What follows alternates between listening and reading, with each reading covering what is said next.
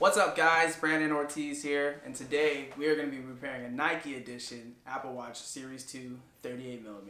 Let's get to it.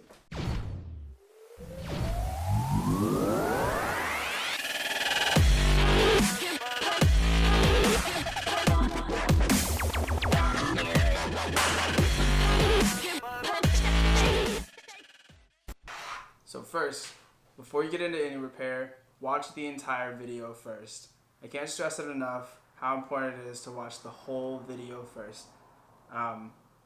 Go through, I'm going to give you a list of tools and stuff that you need, but go through the video, see where they apply as well before you actually start doing this. So let's get to it. Things you'll need are a flat blade.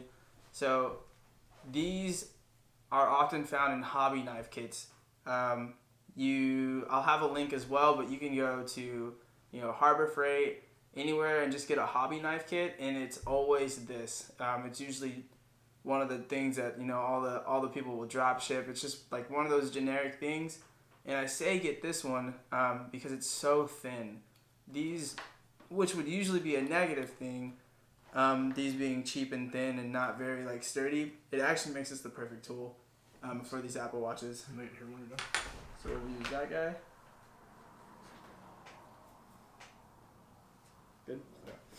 Yeah. Alright. Similarly, in the same kit, you'll get one of these. I like this curved blade.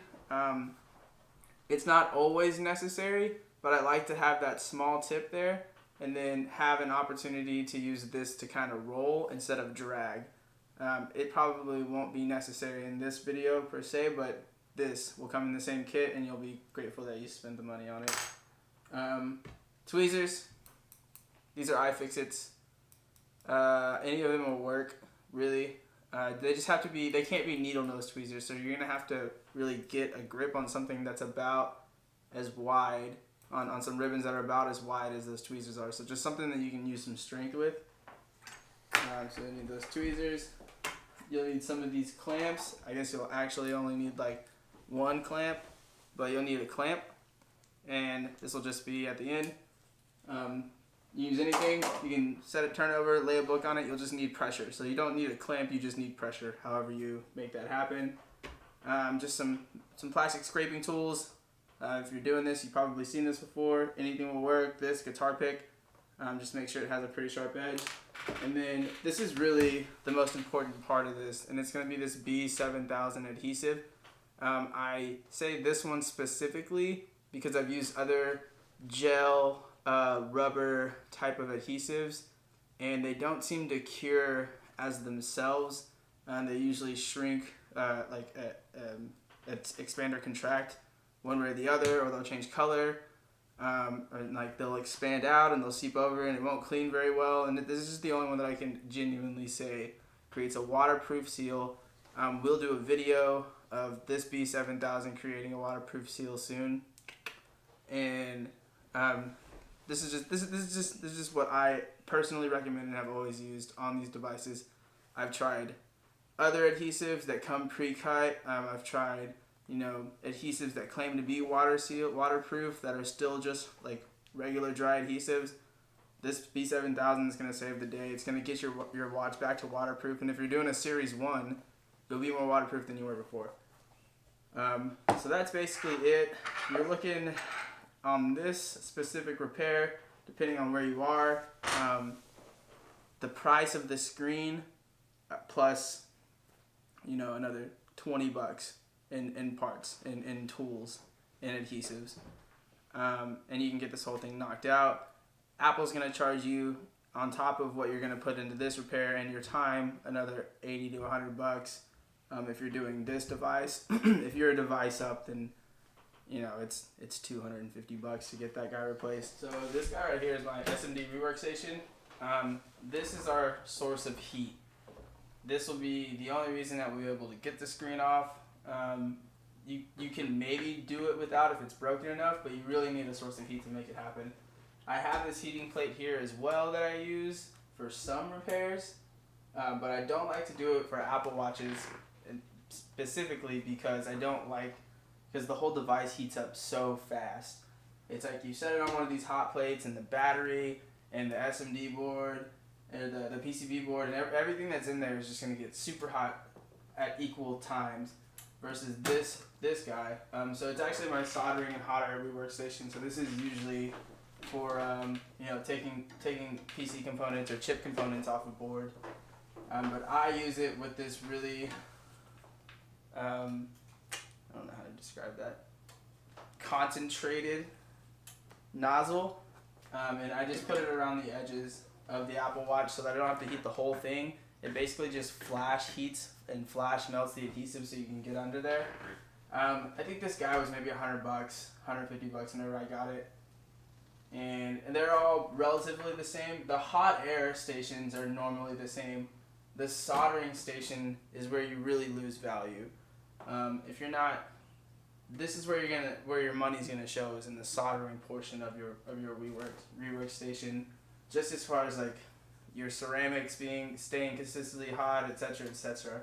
So for Apple Watches specifically, hot air, and then this basically you just turn the heat all the way up because you want to flash heat it as hot as you can, but you don't need your air to be all the way up. You need your air at about 50%, and then just work your way around the outside and never stop moving. So really the only way that you can mess this up right here is if you stop moving. If you like just concentrate the heat in one area for even more than like 1 or 2 seconds, it'll really burn through everything. So the trick is get this on, get the air about halfway, turn the heat all the way up, and just keep it moving around the edges for 3 or 4 seconds, and then start working with your blade. So this is going to be our Apple Watch. It is cracked. Does it show? Didn't get a good one. We'll maybe get this right here. Alright. So basically what we're going to do is we're going to take this not cracked screen and put it on here. I think the big issues that people don't really touch on when they made these videos so far is they don't really warn you about the sensor on the outside. The sensor on the outside is going to either need to be replaced. You can either bet on it being replaced, or you can be super careful. I'll kind of teach you how to do that. And I'm just going to kind of go into it. So first thing, we have to add heat. I know that this is a lot of heat and people are really uncomfortable with that. But for me, I have better luck. I have better results heating up the edges with really hot temperature versus throwing it on my hot plate right here. Like I can flip that on and we can get that started, and throw it on there and heat up the whole device and heat up the battery and heat all of that. But I have better results from flash heating the edges and just doing it one edge at a time. So what I'm going to do is I'm going to take my heat gun and I'm going to flash heat these edges, and then I have a flat blade that I'm going to get under there, and I'll kind of give you a little bit more on the touch process of that. Alright, so the biggest deal is going to be to keep it moving really fast and just get the edges.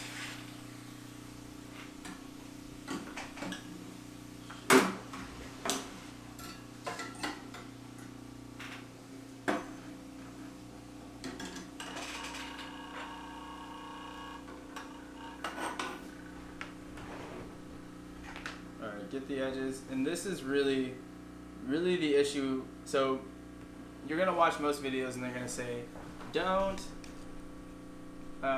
use metal tools, but in reality the point is to learn how to use metal tools, because you can use plastic tools. You'll create a lot of dispersed pressure, especially on these screens. If you add pressure right here and it's not a full solid screen, the only thing that's keeping it solid is the adhesive in between the layers.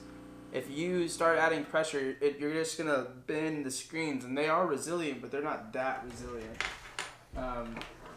So it's already cooled down. I need to heat it back up, but I use metal because you can get a big flat thin piece of metal, push it into a groove. You can push it against the glass, slide it against the glass down, And not only does that put you above that sensor that I was telling you about, not only does that put you above the sensor that I was telling you about that's along the edges here, it keeps you from scratching up the actual outside as well, and that's really the only issue. With these, you can almost not even use heat. If you use the metal thing, use the metal pry tool. But we're gonna heat this up because it's been sitting for a minute.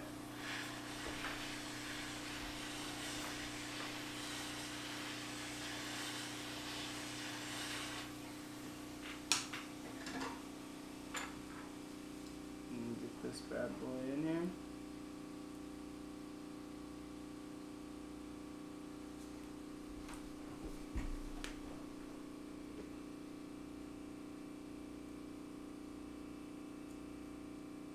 And you just want to slowly break off the adhesive. This is not a rough thing, a rough process. This is a really delicate part of it. This is a really easy place to break it. But yeah, so these screens break along these edges right here. All right. These screens, that's better for me. These screens break along these edges right here, and so all of the tough parts are going to be the parts that aren't completely shattered. And right here, it's not as necessary to get all of this glass off immediately. You want to get the screen out as soon as you can. So we'll go ahead and go over this.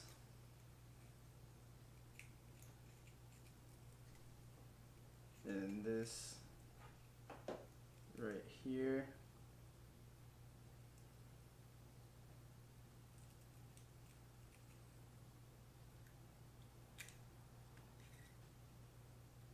Looks like this right here. Yeah, so it's mostly just not connected anyway.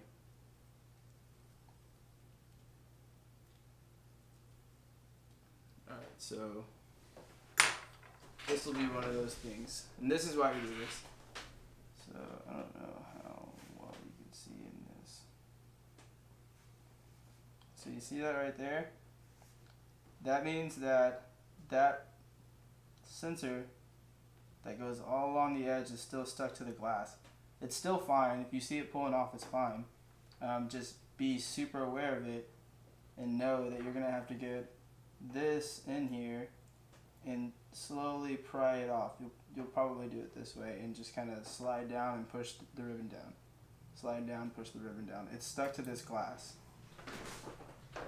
So I'm going to do that. Slide down, pry, and pry. And that's it. And it's off. So I make that such a big deal because people do these repairs. They go and start these repairs. And if you don't know the small things that could happen, you could have done a perfect job, but messed up that one sensor, put the whole thing back together, not even knowing that it would have been an issue. And, then the repair didn't work. And you don't know why. And it's because you didn't have simple information. So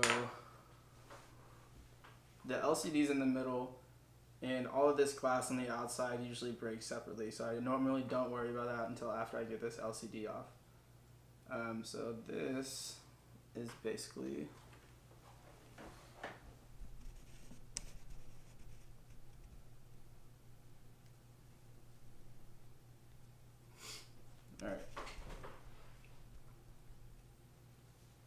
Alright, cool. So that's open. That's the hard part, man. After that, we got these three right here. All have stickers on top of them. And they also are just regular alligator clamps.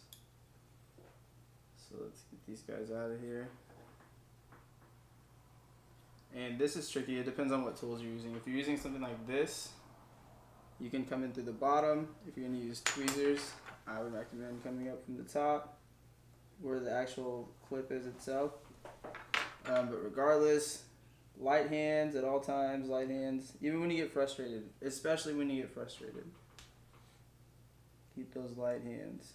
And I'm actually going to use something not as big as this.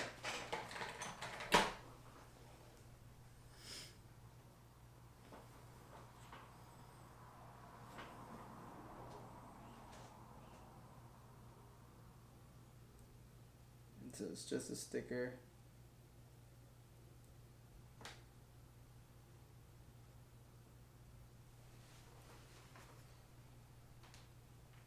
That's it. We got 3 of those.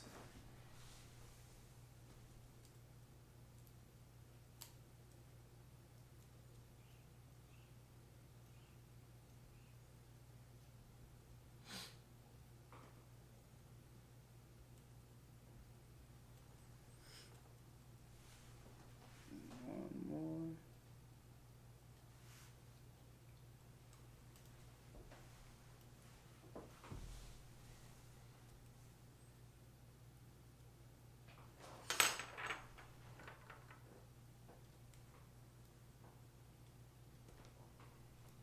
So that's down, this guy's down, and this guy's down.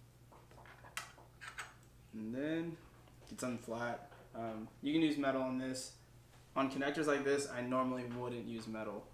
So if you think that you can get close to anything, especially if this is really an only issue if the battery is still connected. So if the battery is still connected and your metal can get close to any 2 connectors on any prong anywhere, I mean, if you had, a wrench, you would know not to stick that wrench right in between 2 prongs of a battery in your car.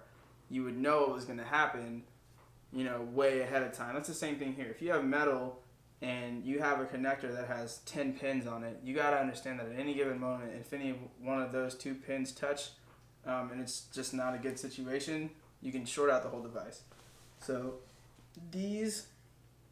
this is a place where you probably shouldn't if you're not super comfortable with it, but these are just pop-up alligator clips, so it's not a big deal. And then here's a big deal, and this is where a lot of people are going to mess up and really rip these ribbons here. So there's 3 ribbons on these. A little closer. I have to back up just a little bit. I think we can get about a foot away from there to get good. That's about as good as you're going to be able to get. That's good. Okay. Yeah. Okay. So there's 3 ribbons right here, and they're all connected in there, but they're also all taped together. And what a lot of people will do is get one out and then get the other out and get the other one out and rip a ribbon along the way, and then you have to go down and resolder that on the motherboard, and that's a whole different repair. It's a whole different repair technician. It's just a whole different world. So what I do is I'll take my tweezers underneath and grab all 3 of them if I can, which I can't see, and then just pull them down and push the screen up away from them. So that way the screen goes away as one piece because it is a solid piece, and these all have like a steady base on them. Show that up underneath there too. So once again, we'll grab this right here with tweezers, and don't grab it like with the tip. Get in here, grab them like this, and then pull the screen away from that. Okay. Now you see the battery. The battery's not connected on your phone right now. On that right now. On this? Yeah. Yeah, it is still connected. If we're not gonna do a whole refurb, then we just leave it connected. So now it's just clean up. Now we just gotta get all this old stuff off of here. And a lot of this just kind of peels off. When you're doing this, I know it seems easy to peel this back this way, but it's connected to that ribbon still. So if you do that, just make sure that you're not pulling it up. Like, you can tell that this guy is still connected right there. And so I'm gonna use a blade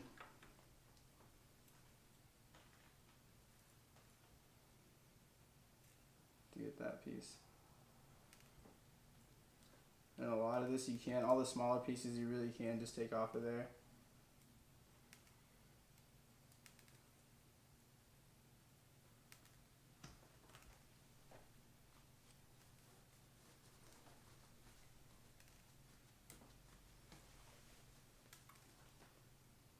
And then there's a whole strip of adhesive. And this is the adhesive that Apple has entrusted to keep your device from getting any water in it ever. It's this strip right here.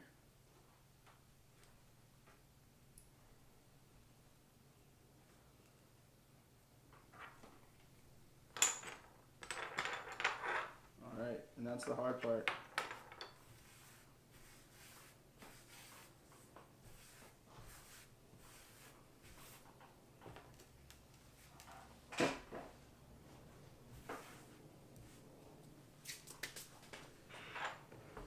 Alright, so at this point we're just reconnecting stuff. And I'm actually gonna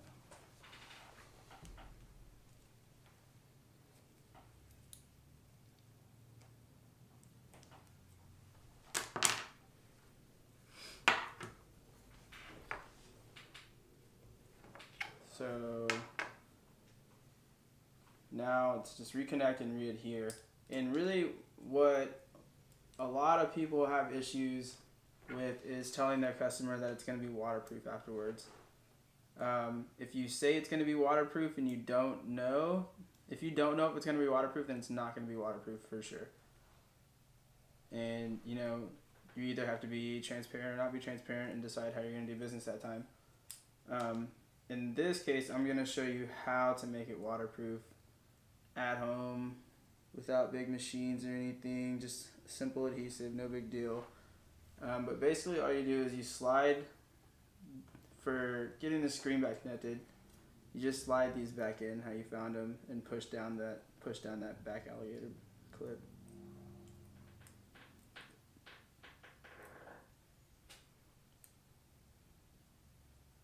And so this is going to be a tough one to see. So towards the bottom of the flex right here. Come back a little bit. Yes, sir? Yeah, right there's good. Okay. See if I can pull this back some.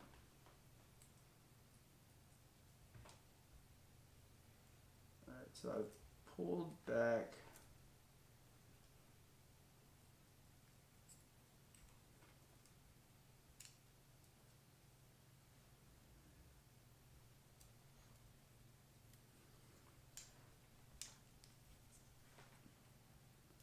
Alright, so on this flex, it flares here at the top. So here. It flares out. It's kind of like a hammerhead.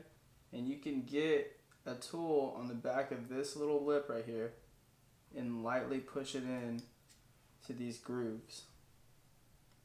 And that'll be the easiest way to do it. Now, this is going to be really touch sensitive. It'll be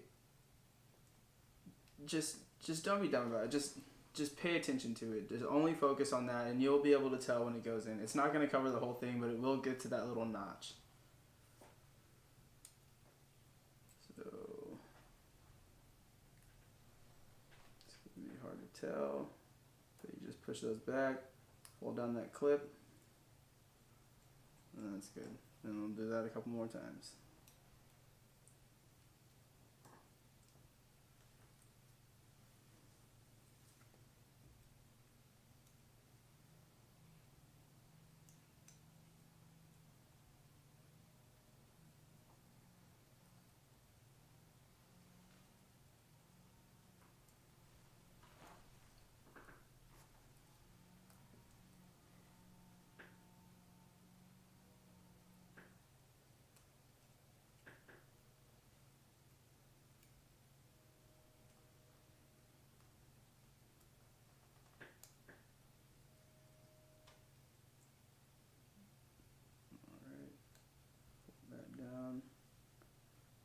Tape back over one more.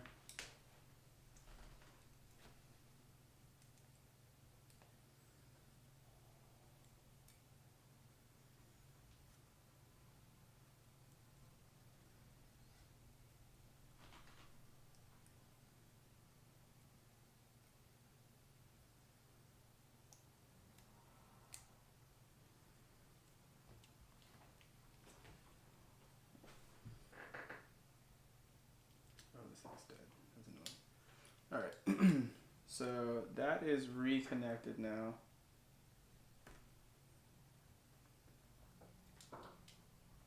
And that's basically it. So at this point, all you have to do is worry about waterproofing.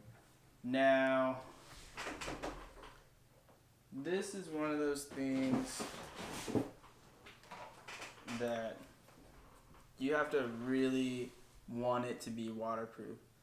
Now, I say that because, you know, a lot of this stuff you get so used to just kind of flying through stuff when you're really comfortable. But in this situation, you have to really want the result to be waterproof. You want it to be just fully covered. It's non-conductive. So this stuff is called B7000 adhesive. You'll find a similar product pretty regularly called E6000. I think I have some of it somewhere. I don't know.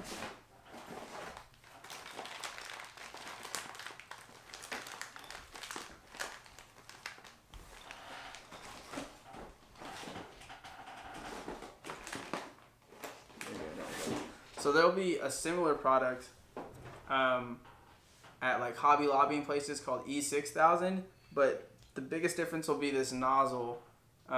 These all come with these small, really small nozzles. I don't know if you can see that, but they really make it possible.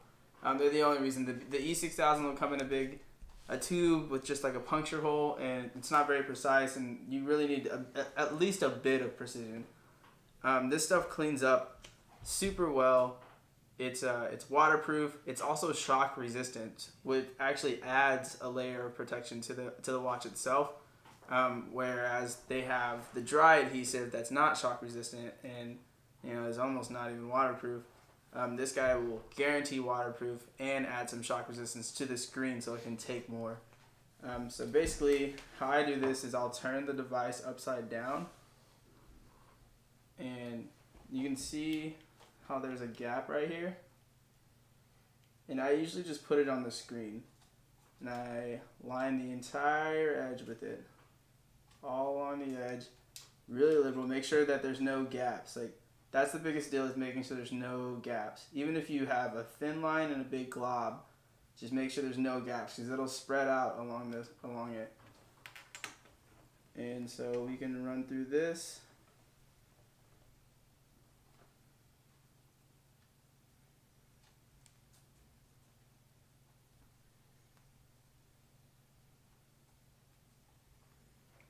And that small nozzle just makes it easy to control the flow. There's going to be strings and it's going to get all over the place, but it's non-conductive and it cleans up really well, meaning that it clumps up and you can rub it off pretty easily from the outside.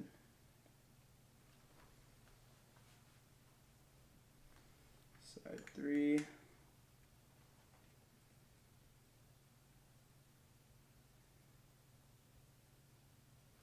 Side 4. So at this point, all 4 sides have the adhesive on there. I'm just going to set it on there. Lightly push it down. Make sure that it's centered. It should pop into place a little bit. You'll be able to feel it. And then just grab whatever. If you have to place it upside down and set something on top, you can. I got these cute little clips.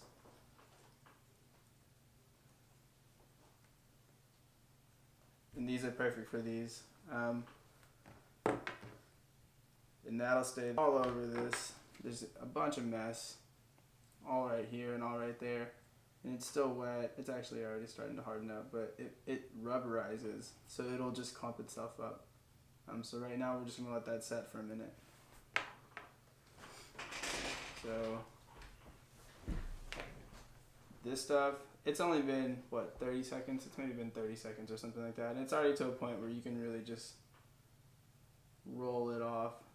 And what I like to do is just go in the same direction along the whole device with my finger first and just get whatever's there. And you can see it rolling off.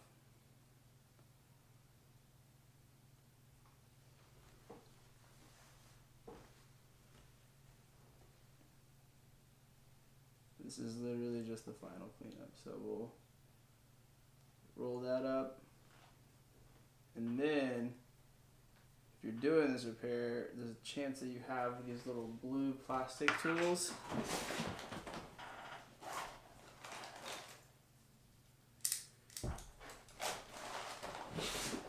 These guys, no, over here.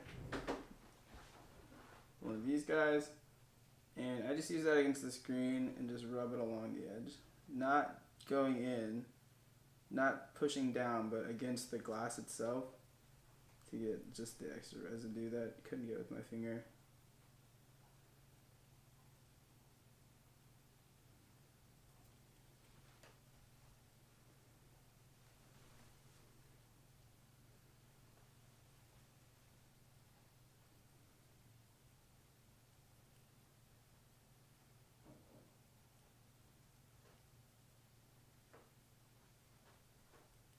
Just go over the whole thing. This is just that last minute cleanup to really save yourself from that one customer who really cares about their devices. It's the detail that's important in these small devices. I mean, the detail is always important, but right now on this, it's the detail that keeps you from the return customers. And that's pretty much it. There's a little more right here.